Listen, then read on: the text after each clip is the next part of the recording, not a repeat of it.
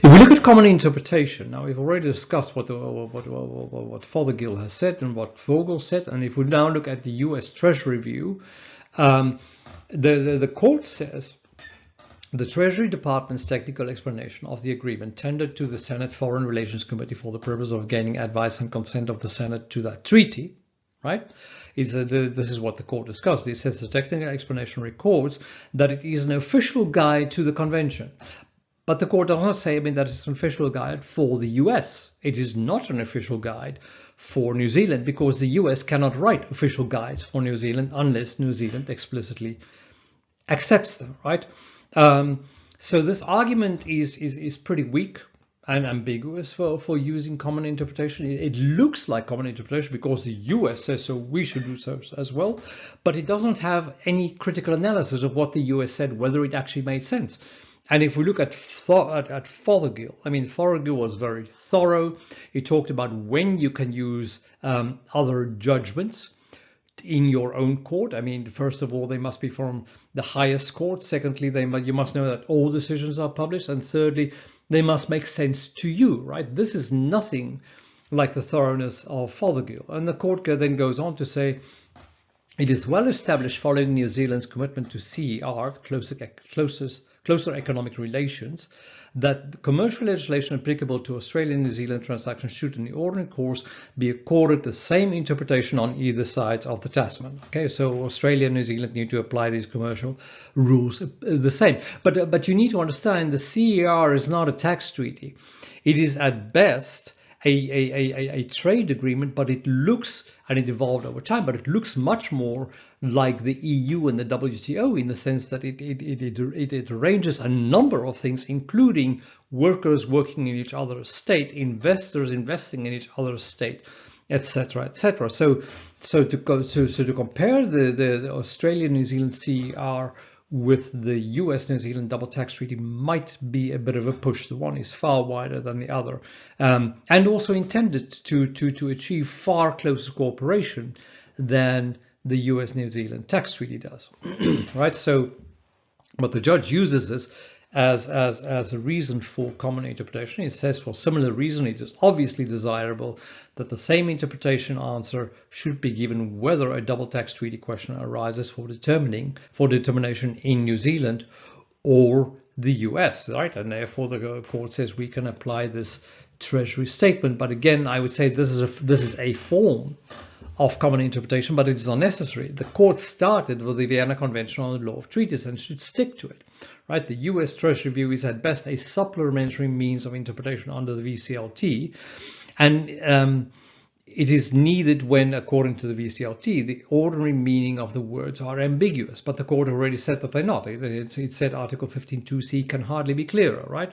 Or the results are manifestly absurd. And I would argue that, even though one may not agree with the conclusion of the interpretation of Article 15.2c of the court, it definitely is not manifestly absurd. So let's just look at what the Vienna Convention on the Law of Treaties actually says, just as a reminder, right? Article 31 says, general rule of interpretation, a treaty shall be interpreted in good faith in accordance with the ordinary meaning given to the terms of the treaty. And this is exactly what the court has done in the first instance. Well done. The context of a treaty shall comprise its preamble and annexes.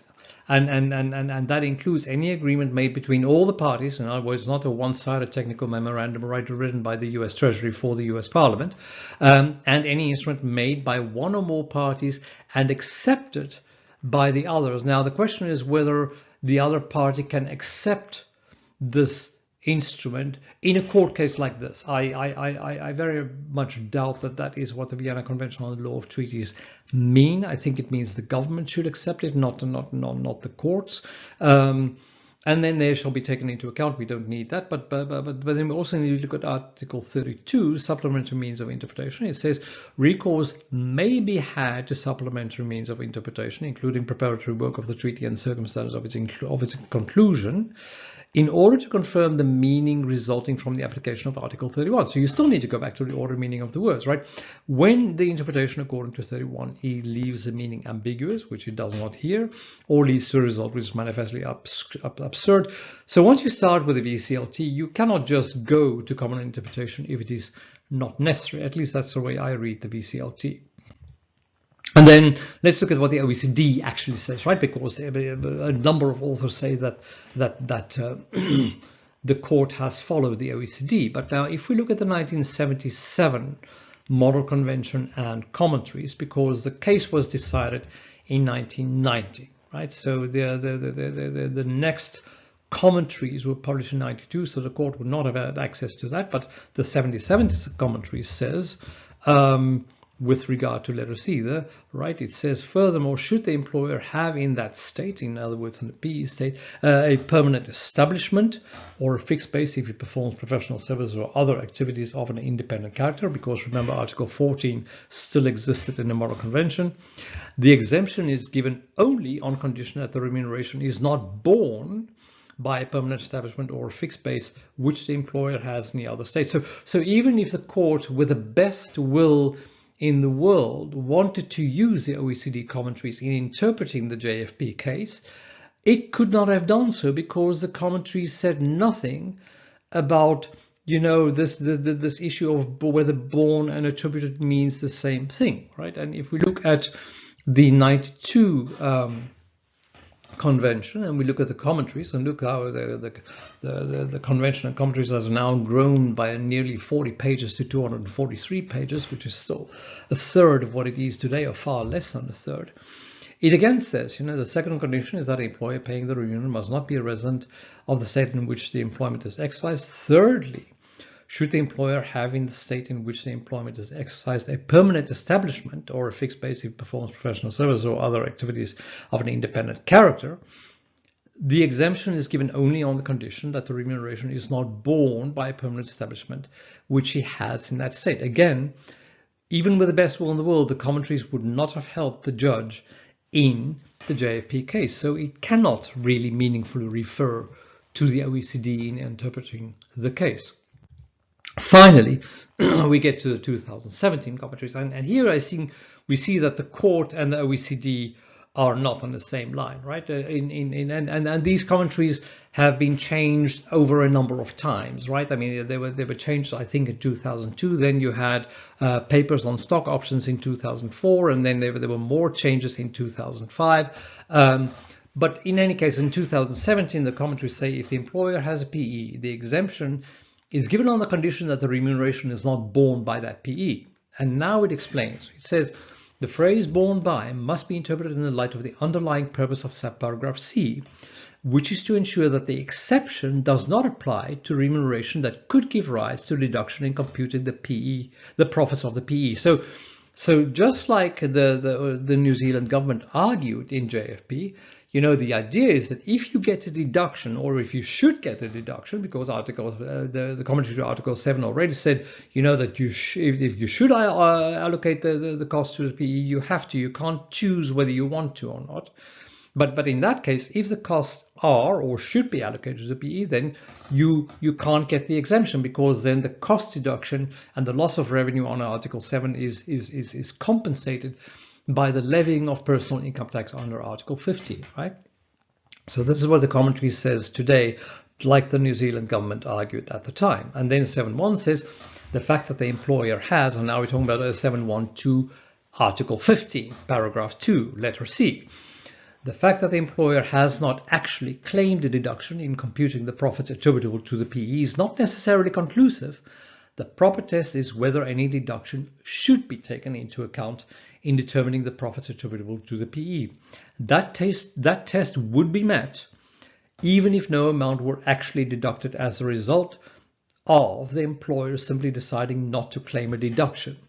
The test would also be met whether remuneration is not deductible merely because of its nature, right? And I'm not sure that it is, but it almost seems like these commentaries are a direct reaction to the JFP case, because The court in the JFP case, I have not quoted the text here, but goes on for quite a while talking about, how the employer and the employee can decide among each other where they want the employee to be taxed. In other words, will the employer allocate the employee's costs to the PE, and then the employee will be taxed in the PE state, or will they agree that the employer will not deduct the costs in the PE state? And the OECD just says that is not how things work. But then they come with another text, and they say, for the purpose of determining the profits attributable to a PE pursuant to paragraph 2 of Article 7, the remuneration paid to an employee for the benefit of a PE may either give rise to a direct deduction, in other words, if you really do it, or give rise to a deduction of a notional charge, in other words, under the AOA,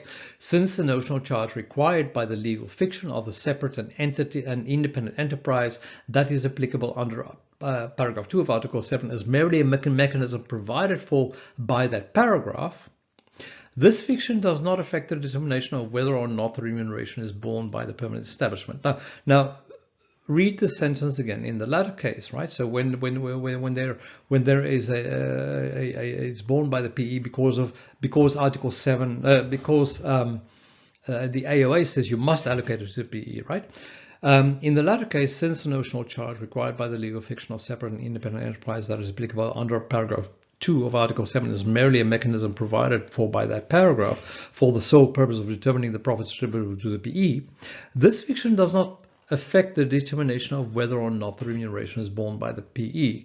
And the question is, what does this mean, right? What does this fiction does not affect the determination of whether or not the remuneration is borne by the PE mean, right? I mean, one, it can mean if the HQ costs are allocated to a PE under the AOA and the employees work in the PE country, right? Because you need to do that as well. These costs are borne in the PE, even if they are notional. In other words, the employees will be taxed in the other state, right? Or does it mean if the HQ costs are allocated to a PE under the AOA and the employees worked in the PE country, these costs are not borne by the PE, because they are notional, right? And then the employees will not be taxable in the other state. Which of these two does the sentence mean? Because the sentence, quite frankly, can be read in both ways. Now, if you look at the argument of symmetry, right, that we have here at the top on paragraph 7, that says the phrase borne by must be interpreted in the light of the underlying purpose of paragraph C, which is to ensure that the exception does not apply to remuneration that could give rise to a deduction in computing the profits of the PE. So in other words, because the AOA allocates the cost to the PE and therefore it's deducted in the PE, by the logic of paragraph 7, you would then have to say, well, then the cost must be deemed to be borne by the PE. And quite frankly, it makes sense. I mean, I think that is the right interpretation of the sentence, but it definitely could have been clearer. I look forward to our next case that we will be looking at next week. I hope you enjoyed my musings here. It is an old case. I think the commentary to this date make this still a relevant case if you happen to be allocating costs to PEs under the AOA. Until next time, bye for now.